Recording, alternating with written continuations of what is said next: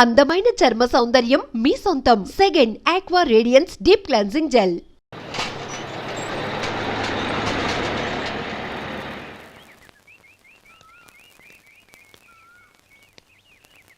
నమస్కారం అయ్యా.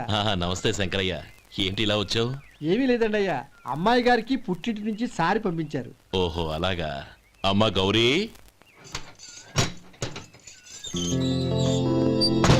ఏంటి బావగారు పిలిచారు? నమస్కారం అమ్మా. ఏం లేదమ్మా, అయ్యగారు మీకోసం సారి పంపించారు. ఈ లిస్టు ప్రకారం అన్ని సరిగ్గా ఉన్నా లేవో చూసుకోండి.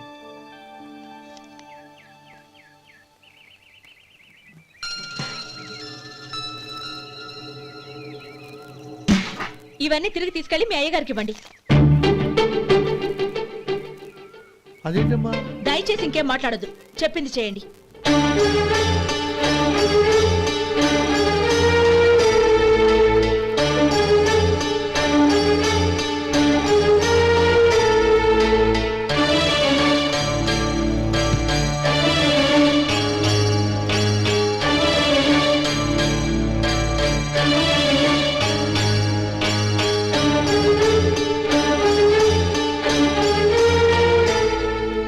ఏంటి గౌరీ నువ్వు చేసిన పని? మీ నాన్నగారు అంత ప్రేమగా పంపిస్తే తిరిగి పంపించేశావు. ఆయన ఏమనుకుంటారు? ఏమనుకుంటే నాకేంటండి? ఎవరికైనా ఏదైనా పంపించేటప్పుడు వాళ్ళ స్టేటస్ కి తగ్గట్టుగా పంపించాలి. నాకు పంపించాల్సిన వస్తువులు అవి. ఆ మాత్రం ఇంగిత జ్ఞానం లేకుండా పంపితే నేనెందుకు తీసుకోవాలి?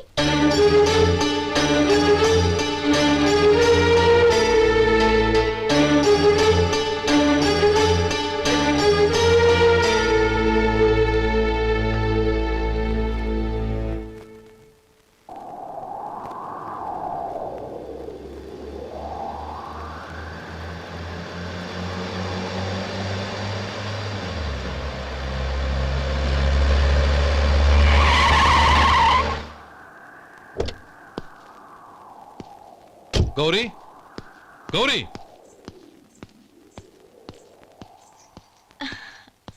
రండి నాన్న. ఏంటమ్మా నువ్వు చేసిన పని? నేనేం చేశాను? ఇంకా ఏం చేయాలమ్మా? నేను ప్రేమగా సారి పంపిస్తే తిరిగి పంపించేస్తావా?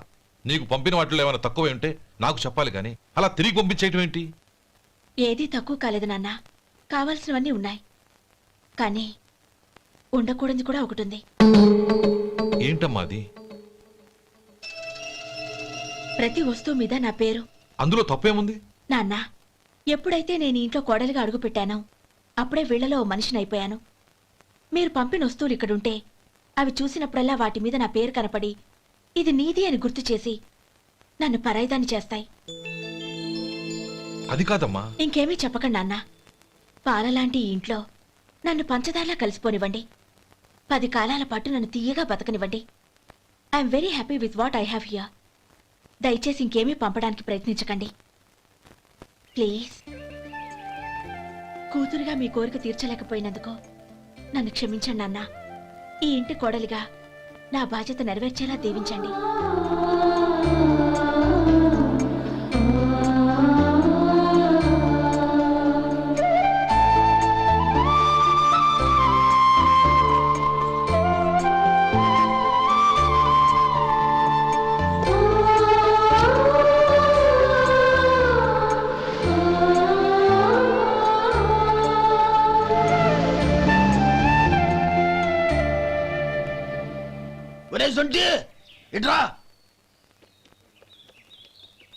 ఏంటండి? మాస్టర్ గారింట్లో ఫంక్షన్ కి జిలేబీలు మైసూరు పాకు పట్టుకెళ్ళి వారం రోజులైంది కదా. వాటి బాపత డబ్బులు కానీ మనుషులు కానీ ఇంతవరకు రాలేదు. వెళ్ళి వాళ్ళని డబ్బులు అడిగి తేవాలన్న బాధ్యత ఏమైనా ఉందా నీకు? మీకు అసలు బుర్ర ఉందా? తీసుకెళ్లి వారం రోజులైంది కదా, బతుకుంటే వాళ్ళు వచ్చి ఉండేవాళ్ళుగా. సర్లే వెళ్ళి క్లీనింగ్ చేసుకో. పబ్లిక్ పబ్లిక్ వెళ్ళు.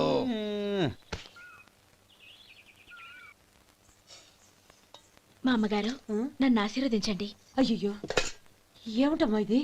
శుభమా అంటూ శ్రావణ శుక్రవారం పూట ఎవరైనా సుమంగళికి నమస్కరించి ఆశీర్వాదం తీసుకోవాలి కానీ నా కదమ్మా. మా అమ్మగారు నుదుటిన బొట్టు మెళ్ళో సూత్రం ఉంటేనే సుమంగళి ఎవరు? మనసులో మంగళకరమైన ఆలోచనలున్న వాళ్లే సుమంగళవుతారు. 3 తరాలు చూసిన మీకంటే సుమంగళ ఎవరుంటారు చెప్పండి? మీరొక్కసారి నన్ను దీవిస్తే 100 ఏళ్లు నేను పసుపు కుంకాలతో చల్లగా ఉంటాను. నన్ను ఆశీర్వదించండి.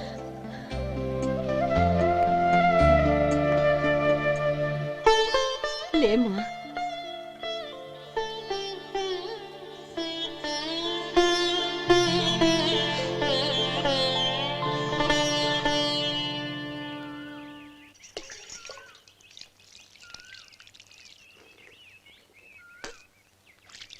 ఉమ్, తుడుచుకోండి.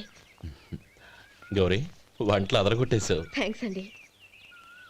రే ఇలాంటి భోజనం తిని చాలా కాలం అయిందిరా. రసం బ్రహ్మాండం. అనయ్య నువ్వు వేసుకున్నావా? వేసుకోవడం ఏంటి, 2 చెంబులు గడగడ తాగిసా బ్రేవ్. వదినా అన్ని వంటలు అద్దరిపోయాయి. అమ్మా ఆ, కూరల్లో మసాలా పొడి వేసావా లేక మసాలా నూరి వేసావా? నూరే వేశాను బావగారు. అది అందుకే అంత రుచిగా ఉంది. నేను చెప్పేగా. కానివ్వండి. ఆ. ఇప్పుడు పోయి వదినా.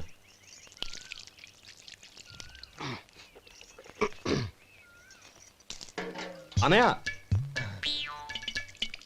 ఏమండి మరిది గారు, నా వంట గురించి మీరేం చెప్పలేదే? దోసకాయ పచ్చడి చాలా బాగుందండి. తన్ని నన్ని తానని నన్ని. థ్యాంక్స్ వదినా. తీసుకోండి.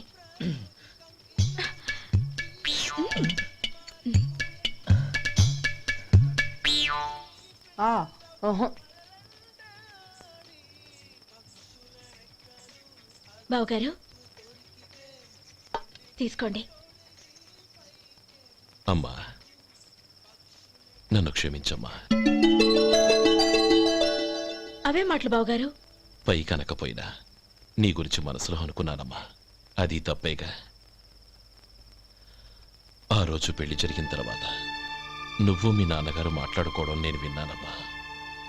నువ్వెక్కడ నా తమ్ముడిని నా నుంచి దూరం చేసేస్తావోనని భయపడ్డాను.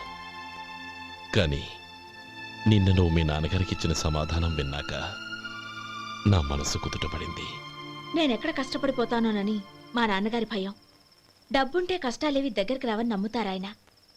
అసలు అవసరానికి మించిన డబ్బే అన్ని అనర్థాలకు కారణమని మా నాన్నగారు ఇంకా తెలుసుకోలేదు. ఆయన తృప్తి కోసం ఆ రోజు నేను సరే అన్నాను. శభాషమ్మా, చాలా గొప్ప మాట అన్నావు. మేము పాలో నీళ్ళో మాకు తెలియదు గాని నువ్వు మాత్రం పంచదారవేనమ్మా. నువ్వు మా ఇంటి కోడలిగా రావడం నిజంగా మా అందరి అదృష్టం. నిజమమ్మా. ఆ అదృష్టం మీది కాదు బావగారు, నాది. నేనెక్కడ బాధపడతానోనని నేను చేసిన రుచి పచిలేని కూరల్ని చాలా గొప్పగా ఉన్నాయని పొగిడారే, అది మీ అందరి సంస్కారం. అబ్బే అదేం లేదమ్మా, బానే ఉన్నాయే. ఆవంటే నేను తిన్నాను బావగారు, ఎందులోనూ ఉప్పు లేదు. మీరు సరే, మీ రెండో తమ్ముడు గారు ఇంకో మెట్టు పైకెళ్ళి దోసకాయ పచ్చడి చాలా బాగుందన్నారు. నిజమేగా? అసలు ఈరోజు నేను దోసకాయ పచ్చడే చేయలేదు బావగారు.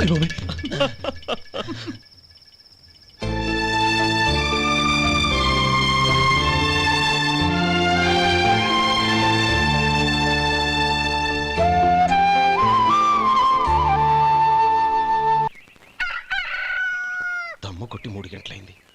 4 పీకేస్తుంది.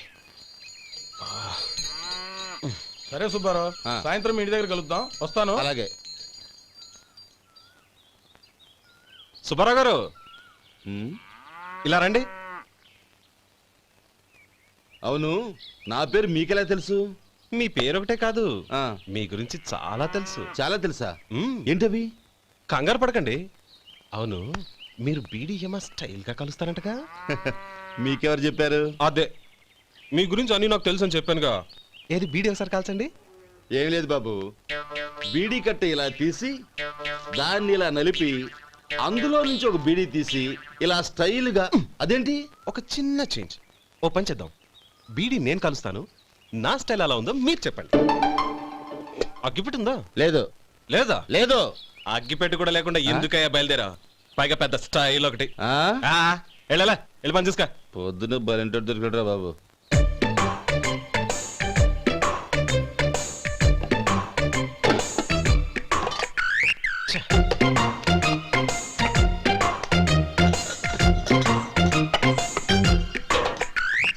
ఏంటి వెతుకుతున్నావు? అబే ఏం లేదు వదినా.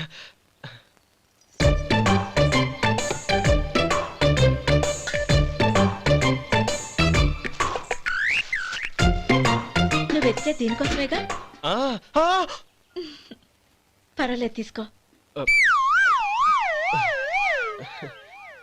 తీసుకో. థ్యాంక్ యూ వదినా.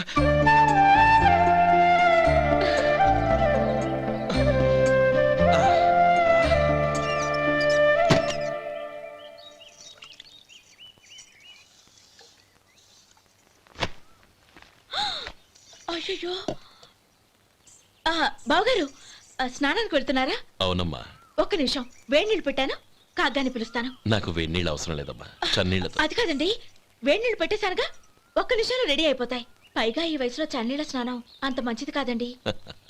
40 ఏళ్ళ నుంచి చేస్తున్నానమ్మా. ఈ రోజు నాకు కొత్త ఏంటి? నే చన్ని.